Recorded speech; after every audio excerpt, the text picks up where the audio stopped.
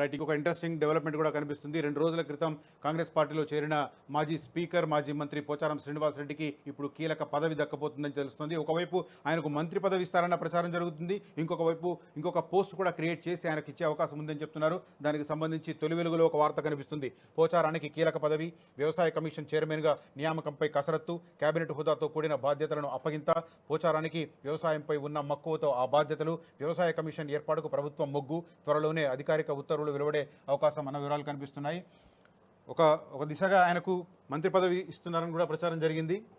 అయితే మంత్రి పదవి ఇస్తే నిజామాబాద్ జిల్లాలో సీనియర్ నేత సుదర్శన్ రెడ్డి ఉన్నారు, ఆయన మంత్రి పదవి ఆశిస్తున్నారు. వేరే పార్టీలో ఉన్నతని తీసుకొచ్చి ఆయనకు మంత్రి పదవి ఇస్తే అప్పుడు జగిత్యాలలో అయితే జీవన్ రెడ్డి కినుక వహించారో అదే రకంగా సుదర్శన్ రెడ్డి కూడా సీనియర్ నేత, ఆయన కూడా కినుక వహించే అవకాశం ఉంది. ఆయన కూడా పార్టీ వీడే ప్రమాదం ఉందని గ్రహించడం వల్లనే ఆయన పోచారం శ్రీనివాసరెడ్డికి మంత్రి పదవి కాకుండా వేరే పదవి ఆఫర్ చేస్తున్నట్టుగా తెలుస్తుంది. బీఆర్ఎస్ సీనియర్ నేతగా ఉండి ఇటీవల కాంగ్రెస్లో చేరిన రాష్ట్ర అసెంబ్లీ మాజీ స్పీకర్ పోచారం శ్రీనివాసరెడ్డిని ప్రభుత్వం వ్యవసాయ కమిషన్ చైర్మన్గా నియమించడంపై కసరత్తు చేస్తోంది. కేబినెట్ హోదాతో కూడిన బాధ్యతలను అప్పగించాలని భావిస్తున్నది. ఆయనకు వ్యవసాయంపై ఉన్న మక్కువతో ఆ బాధ్యతలు అప్పగించడం రీజనబుల్గా ఉంటుందనే చర్చ జరగడంతో త్వరలో దీనిపై ప్రభుత్వం స్పష్టమైన నిర్ణయం తీసుకోనున్నది. రాష్ట్రం ఏర్పడిన తర్వాత బీఆర్ఎస్ పవర్లోకి వచ్చిన ఫస్ట్ టర్మ్లో పోచారం శ్రీనివాసరెడ్డి వ్యవసాయ మంత్రిగా పనిచేశారు. రెండో టర్మ్లో అసెంబ్లీ స్పీకర్గా పనిచేశారు. సుదీర్ఘ రాజకీయ అనుభవం ఉన్న ఆయనకు ప్రస్తుత కాంగ్రెస్ ప్రభుత్వం కేబినెట్ విస్తరణ టైంలో మంత్రిగా అవకాశం కల్పించనున్నట్టు వార్తలు వచ్చాయి. కానీ ఆ జిల్లాకు చెందిన కాంగ్రెస్ నేతల అభిప్రాయాలను పరిగణలోకి తీసుకున్నాక తుది నిర్ణయం తీసుకోనుంది. అయితే ఈ జిల్లా నేతల నుంచి భిన్నాభిప్రాయాలు వ్యక్తమవుతున్నాయి. మరోవైపు జిల్లా నుంచి కేబినెట్లో ఇప్పటి వరకు ప్రాధాన్యత లేదు. ఆ జిల్లాకు చెందిన ఎమ్మెల్సీ మహేష్ కుమార్ గౌడ్, మాజీ మంత్రి సుదర్శన్ రెడ్డి తదితరుల్లో ఒకరికి మంత్రిగా ఛాన్స్ లభిస్తుందన్న ఊహాగానాలు వినిపిస్తున్నాయి.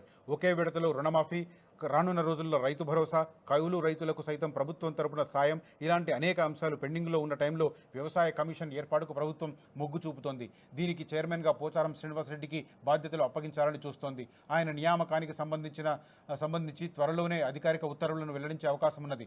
రైతు కుటుంబం నుంచి వచ్చినట్టు పోచారం శ్రీనివాసరెడ్డి చెప్పుకోవడంతో పాటు ఆ జిల్లా సాగునీటి ప్రాజెక్టులకు సంబంధించిన అంశాలను సీఎం రేవంత్తో చర్చించినట్లు ఆయన మీడియాకు తెలిపారు. కుమారుడికి రాజకీయ భవిష్యత్ కల్పించడం పైన జరిగిన చర్చలో సీఎం రేవంత్ పాజిటివ్గా స్పందించారని, 2028లో అసెంబ్లీ ఎన్నికల నాటికి జరగనున్న నియోజకవర్గాల పునర్వ్యవస్థీకరణతో ఎమ్మెల్యేగా పోటీ చేసేందుకు అవకాశం లభిస్తుందని కాంగ్రెస్ నేతల అభిప్రాయం. అంటూ జనరల్గా వయసు పైబడిన తర్వాత పిల్లల్ని సెటిల్ చేయాలి, రాజకీయాల్లో సెటిల్ చేయాలని చెప్పి చాలామంది కోరుకుంటారు.